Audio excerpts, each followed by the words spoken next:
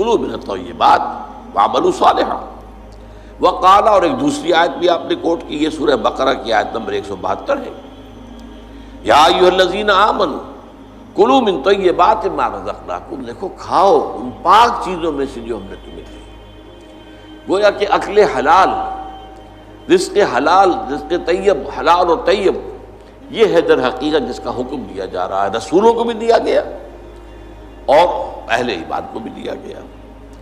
ثم ذکر، اب یہ ہے اس حدیث کا وہ ٹکڑا کہ جو لرزہ طاری کر دینے والا ہے۔ پھر حضور نے ذکر فرمایا الرجل، ایک ایسے شخص کا یطیل السفر، جو بڑا لمبا سفر کر کے آیا ہے۔ حدیث میں صراحت نہیں ہے لیکن گمان یہ ہے کہ یہ حج کا سفر ہے۔ ایک شخص دور دراز سے اور احرام باندھ کے آیا ہے، ظاہر بات ہے کہ اس زمانے میں سفر جو ہے، فرض کیجئے کوئی شخص مدینے سے چل کر آیا ہے مکہ حج کرنے کے لیے، تو 7 دن کا سفر تو اس کا ویسے ہی ہے اونٹ کے اوپر۔ اب کیا اس کا حال ہو جاتا ہوگا، احرام کی پابندیاں، نہاتا بھی نہیں ہے، مبادا کو بال ٹوٹ جائے، دم دینا پڑ جائے، اس حوالے سے اور انتہائی احتیاط کے ساتھ جو ہے، اور وہ چل رہا ہے اور 7 دن کا سفر کیا ہے، تو کیا حال ہوا ہوگا؟ کپڑے میلے بوسیدہ، احرام میلا اور بوسیدہ ہو گیا ہوگا، بالوں کے اندر جو ہے وہ پراگندہ ہوں گے بال، اب اس کے اندر جو ہے وہ چونکہ کوئی نہ کوئی تیل ڈالا گیا، نہ خوشبو ڈالی گئی، نہ اسے انہیں جو ہے دھویا گیا، تو فرمایا ثم ذکر الرجل یطیل السفر اشعث اغبر، بال پراگندہ بھی ہے اور غبار آلود بھی ہے، اونٹوں پر سفر کیا ہے۔ اور ظاہر بات ہے کہ قافلہ جب چلتا ہے اونٹوں کا تو اگلا اونٹ جو ہے وہ جو خاک اڑاتا ہے وہ پچھلے اونٹ کی سواری کے اوپر آئے گی لازماً۔ گھوڑے جب دوڑتے ہیں تو ان کے سموں سے دوڑنے والی خاک ہے وہ ظاہر بات ہے کہاں جاتی ہے، سواروں پر بھی آتی ہے۔ یمد یدیہ الی السماء، وہ اپنے دونوں ہاتھ اٹھاتا ہے آسمان کی طرف، یا رب یا رب، اے میرے پروردگار اے میرے پروردگار۔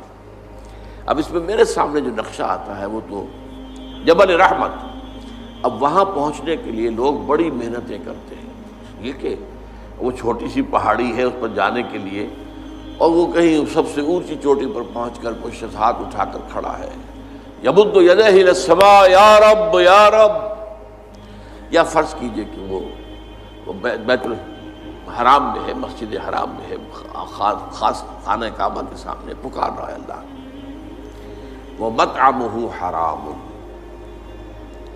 حال یہ ہے کہ جو اس کا کھایا ہوا ہے پیٹ میں وہ حرام ہے، وَمَشْرَبُهُ حَرَامٌ، اور جو اس کا پیا ہوا ہے وہ بھی حرام ہے، وَمَلْبَسُهُ حَرَامٌ، اور جو اس کا لباس ہے احرام، بہت قیمتی تولیوں کا وہ جو احرام ہے وہ بھی حرام کی کمائی سے آیا۔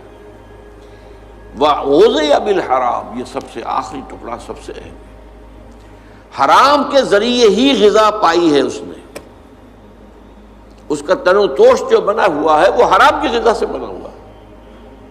فَأَنَّىٰ يُسْتَجَابُ لِذَٰلِکَ، تو اس شخص کی دعا کیسے قبول ہو؟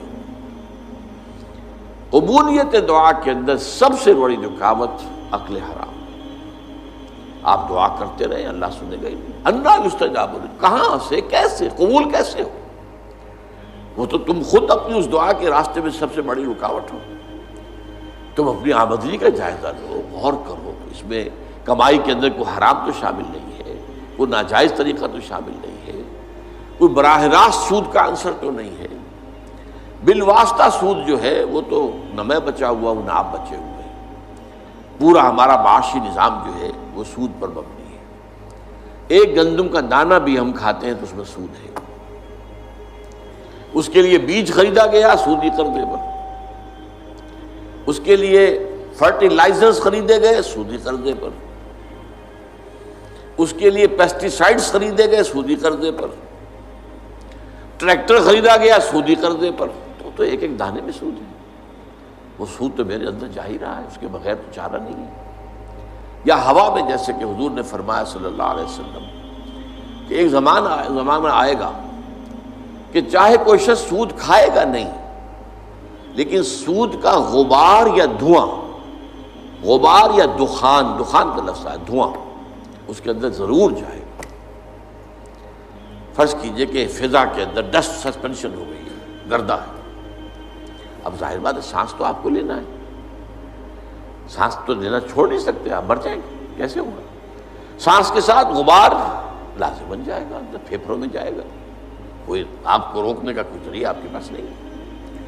یا کہیں جو ہے جو دھواں بھر گیا ہے، فرض کی جیسے آگ لگتی ہے بڑی اونچے ہوٹلوں کے اندر، 14ویں منزل کے اوپر جو ہے آگ لگی ہے، کمروں کے اندر دھواں بھر گیا، کہاں جائے لوگ؟ 14ویں منزل سے چھلانگ لگائیں تو ویسے ختم، ہڈیاں جو ہے اس کا چورا ہو جائے گا۔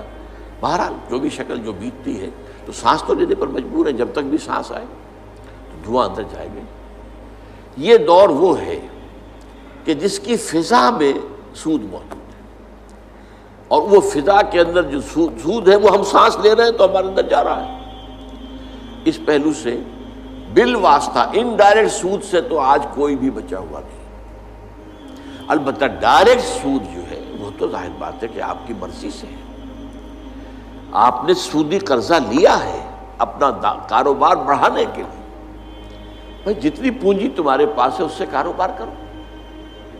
اگر بہت تھوڑی پونجی ہے تو سر پر اٹھاؤ کوئی ٹوکری پھل کی اور بیچو، اگر اس سے زیادہ ہو جائے تو چلو وہ ریڑھی لے لو، اس سے زیادہ ہو جائے کھوکا بنا لو، اس سے زیادہ ہو جائے دکان بنا لو، اس سے زیادہ ہو جائے ایکسپورٹ امپورٹ کرو، لیکن رہو اپنی چادر کے اندر جو تمہاری اپنی پونجی ہے۔ بینک سے قرض لے کر اپنا کاروبار پھیلانا یہ تو تمہارا اپنا انٹینشنل، تمہارے اپنے چوائس کا فیل ہے، اس پر تم پکڑے جاؤ۔ مکان ہے، بڑی عالیشان کوٹھی بنانی ہے، عالیشان محل بنانا ہے، قرض لیا۔ زندگی گزارنے کے لیے چھت میسر ہو سر کے اوپر گزارا کے قابل جو ہے سکونت آپ کے پاس ہو تو بہت ہے۔ ہمیشہ تو نہیں رہنا تمہیں یہاں، ایک وقت آئے گا کہ چاہے وہ محل ہو، چاہے وہ ڈیفنس کا جو بنگلہ ہو کئی کروڑ کا جو ہے، نکلنا تو پڑے گا، جانا تو پڑے گا قبر کے اندر۔